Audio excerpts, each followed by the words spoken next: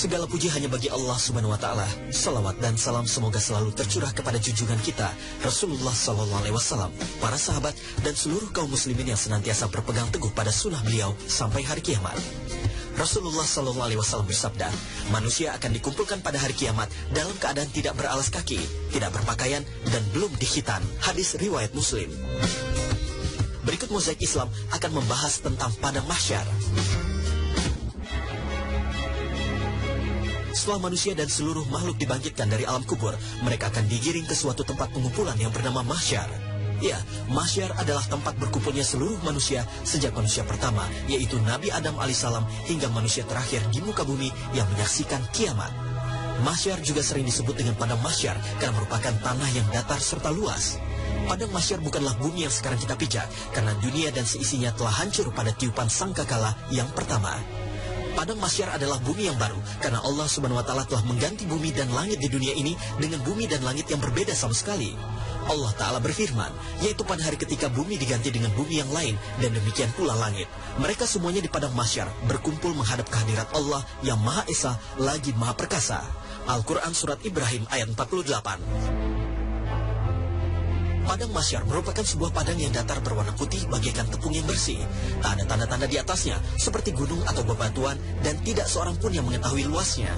Padang mahsyar Allah Ta'ala persiapkan agar dapat menghimpun seluruh makhluknya, mulai dari malaikat, manusia, jin, binatang buas, dan burung. Dan tak ada yang tahu berapa jumlah makhluk yang akan berkumpul di sana. Semua makhluk datang kepada Allah sebagai hamba dan semua akan menghadap Allah sendirian. Karena dahsyat dan mencekamnya keadaan waktu itu, kaum lelaki tidak peduli terhadap kaum wanita dan sebaliknya. Padahal saat itu, kaum lelaki dan kaum wanita hadir di padang mahsyar dalam keadaan telanjang. Ummul Mukminin Aisyah radhiyallahu anha bertanya kepada Rasul, "Wahai Rasulullah, apakah para lelaki dan wanita sebagiannya akan melihat sebagian yang lain?" Beliau Sallallahu Alaihi Wasallam menjawab, "Urusan pada hari itu lebih dahsyat daripada mereka memperhatikan hal tersebut." Hadis riwayat Bukhari Muslim. Pemirsa Mozaik Islam, manusia akan berada di padang mahsyar hanya selama 1 hari.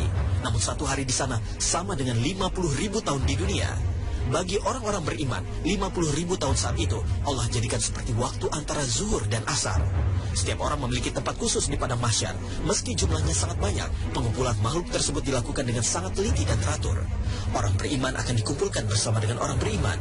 Begitu juga bagi mereka yang tidak beriman, dijadikan menjadi satu. Dan pada hari itu, kamu lihat tiap-tiap umat berlutut. Tiap-tiap umat dipanggil untuk melihat buku catatan amalnya. Pada hari itu, kamu diberi balasan terhadap apa yang telah kamu kerjakan. Al-Quran Surat Al-Jathiyah ayat 28. Allah Ta'ala memuliakan orang beriman dan beramal soleh dan menggiringnya ke tempat di padang mahsyar dalam keadaan mulia, berkendaraan, dan aman dari ketakutan dan kengerian. Sementara mereka yang tidak beriman dikumpulkan dalam keadaan hina, berjalan kaki, bahkan ada pula yang berjalan dengan muka mereka sebagai tambahan atas kehinaan mereka. Setelah seluruh manusia dibangkitkan dan dikumpulkan di padang mahsyar, maka dimulailah perjalanan selama 50.000 tahun. Dalam masa penantian tersebut akan terjadi peristiwa-peristiwa dahsyat yang belum pernah terjadi ketika di dunia.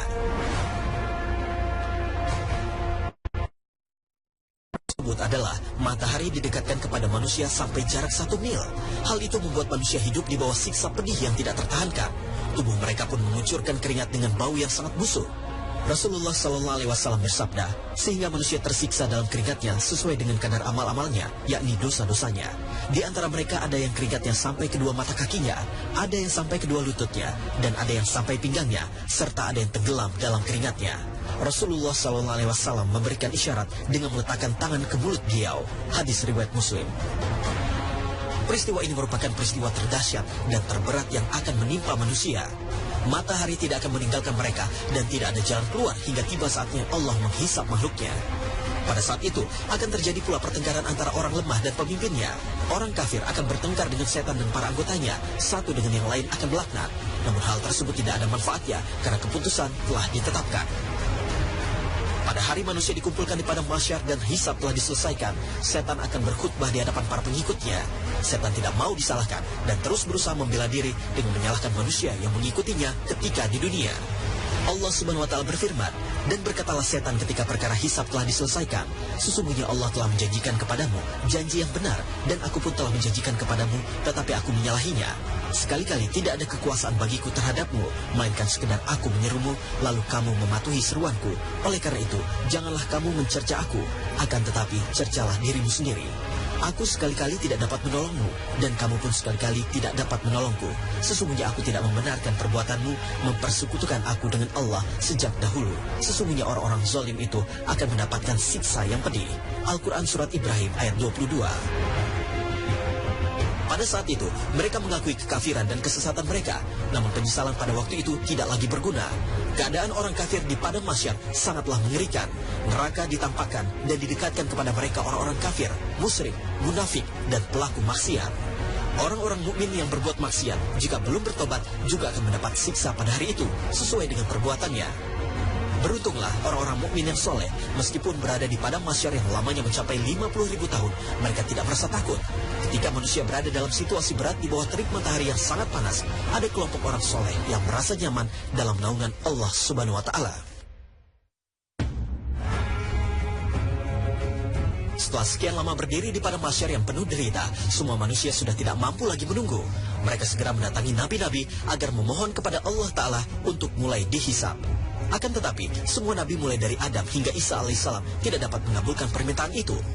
Para nabi dan rasul kemudian mengarahkan semua manusia supaya menemui Muhammad sallallahu alaihi wasallam. Semua manusia kemudian melaksanakan anjuran tersebut. Lantas Rasulullah Muhammad sallallahu alaihi wasallam segera berjalan ke arah Arsy, lalu bersujud dan memuji Allah Subhanahu wa taala. Allah lalu berfirman, "Wahai Muhammad, angkat kepalamu, mintalah, aku akan mengabulkan." Rasulullah sallallahu alaihi wasallam lalu meminta agar hisab segera dimulai. Nabi Muhammad SAW diizinkan oleh Allah Subhanahu wa taala untuk memberikan syafaat. Rasulullah SAW bersabda, setiap nabi mempunyai doa yang digunakan untuk kebaikan umatnya. Sesungguhnya aku menyimpan doaku sebagai syafaat bagi umatku pada hari kiamat. Hadis riwayat Bukhari. Semoga kita menjadi bagian dari orang-orang beriman dan beramal soleh yang mendapat syafaat Rasulullah untuk disegerakan masuk surga atau dinaikkan derajatnya ke surga yang lebih tinggi. Amin ya robbal alamin. Percayakah Anda jika penyakit dapat menjadi sebuah jalan penggusur dosa? Informasi menarik tentang hikmah di balik musibah sakit akan hadir sesaat lagi. Tetap bersama Mozaik Islam.